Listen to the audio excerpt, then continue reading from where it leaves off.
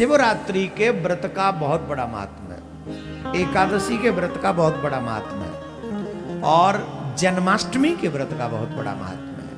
हम सबको ये प्रयास करना चाहिए, चाहे कितने भी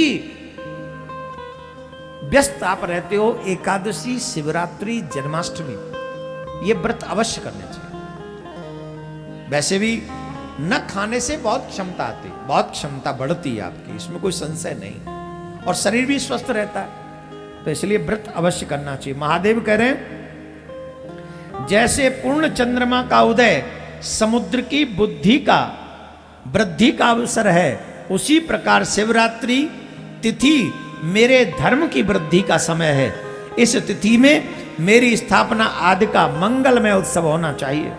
हे बसो, पहले जब मैं ज्योतिर्मय स्वरूप स्तंभ रूप में प्रकट हुआ था, उस समय मार्गशीर्ष मास में आद्रा नक्षत्र था। अतः जो पुरुष मार्गशीर्ष मास में आद्रा नक्षत्र होने पर मुझ उपाजित का, उमापति का दर्शन करता है, अथवा मेरी मूर्ति का पूजन, मेरे लिंग का पूजन करता है, झांकी का दर्शन करता है, वह मेरे लिए कार्तिकेय के समान प्रिय है। किसके? कार्तिकेय के समान प्रिय है। जैसे आपको अपना बेटा प्रिय है, वैसे भगवान शिव को कार्तिकेय प्रिय है। और जो कह रहे हैं कि जो शिवरात्रि के दिन व्रत करते, शिवलिंग का पूजन करते, भगवान की छवि का दर्शन करते, अभिषेक इत्यादि करते, वो लोग मुझे कार्तिकेय के समान प्रिय हो जाते हैं। एक बार फिर एक बात याद दिला दूं आपको, यही मनुष्य जीवन ऐसा है जिस मनुष्य जीवन में हम ये सब कर सकते हैं, और कोई जन्म ऐसा नहीं है। अब बताओ, मछली बोलेगी शिव शिव शिव शिव बोलेगी? बताओ, मगरमच्छ बोलेगा? सिंह कितना बड़ा राजा है जिस जंगल का, वो शेर बोलेगा शिव शिव शिव शिव बोलो बोलो बोलो बोलेगा? अरे बताओ तो सही, ना ही कर दो। उसमें क्षमता ही नहीं, उसका वो धर्म ही नहीं, उसमें वो बोध ही नहीं, उसमें वो ज्ञान ही नहीं। लेकिन आप में वो बोध है, आप में वो ज्ञान है, इसलिए हम सबको शिव शिव बोलना चाहिए, हम सबको राम राम बोलना चाहिए, हम सबको कृष्ण कृष्ण बोलना चाहिए, हम सबको राधे राधे बोलना चाहिए। और जो मनुष्य भगवान के नाम का आश्रय लेता है, विपत्ति पड़ने पर, संकट में गिरने पर, बीमार हो जाने पर, सुख के समय, दुख के समय, जब भी मनुष्य भगवान के नाम का आश्रय लेता है, ऐसे नाम का आश्रय लेने पर जो भी विपत्ति में भी नाम उच्चारण कर दे जाने अनजाने में, तो भी भगवान उसे स्वीकार कर लेते हैं, उसका त्याग नहीं करते। ये हमारे पुराण कहते हैं। शिवरात्रि के दिन ही प्रथम शिवलिंग है वो प्रकट हुआ था। शिवलिंग क्या है? ये निर्गुण का चिन्ह है। पूरी सृष्टि इस शिवलिंग में समाई, ये ब्रह्म का प्रतीक है। हमारे यहां दो मान्यताएं, एक निर्गुण निराकार, एक सगुण साकार। और शिव निर्गुण निराकार भी है और सगुण साकार भी है। कृष्ण निर्गुण निराकार भी है, सगुण साकार भी है।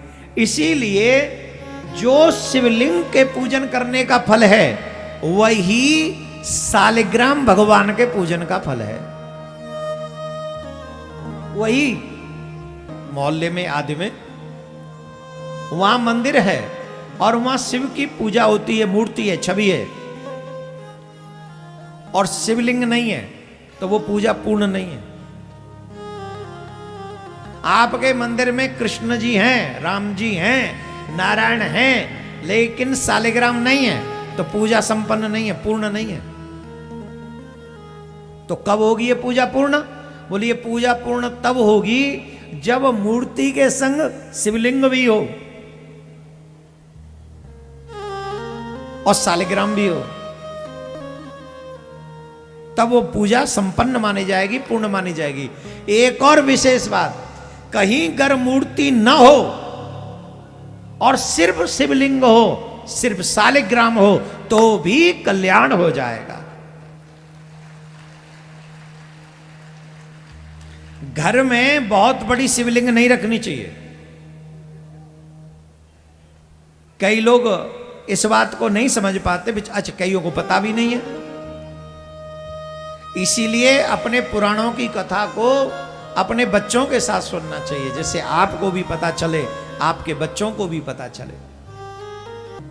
जो मनुष्य शिव जी की सेवा में लग गए उनका कल्याण हो गया। अच्छा एक बात है, का श्रवण करो। बोले महाराज ऐसे भी तो लोग हैं जो श्रवण नहीं कर सकते, मतलब जो बहरे हैं वो श्रवण नहीं कर पाएंगे, उनका क्या, उन्हें क्या करें? बोले उनके लिए एक उपाय, क्या? उन्हें शिवलिंग की सेवा में लगा दो, उन्हें सालिग्राम की सेवा में लगा दो। जिनके घर में मूक बधिर, जो शिव शिव उच्चारण नहीं कर सकते हो, जो कथा सुन नहीं सकते हो, ऐसे बच्चों के उद्धार की जिम्मेदारी मां बाप की है। ये बहुत बड़ी बात बताने जा रहे हैं, ध्यान से सुन लीजिए।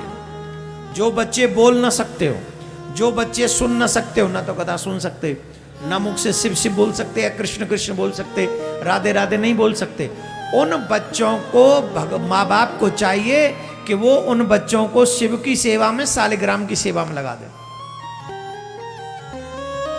उनके हाथों से उनका अभिषेक करवाएं, उनके हाथों से शिव जी पे, शिवलिंग पे बेलपत्र चढ़वाएं और सालिग्राम पे तुलसी दल चढ़वाएं। हम तो कहते हैं पूरे साल नहीं कर सकते तो शिवरात्रि पे कर लो, जन्माष्टमी और एकादशी पे कर लो, फिर देखो ये मूक बधिर बच्चे भी, इनका कल्याण हो जाएगा, इन्हें दुनिया में फिर दोबारा नहीं आना पड़ेगा। पुनरपि जन्म पुनरपि मरणम, इससे मुक्त हो जाएंगे। बोलो राधे राधे।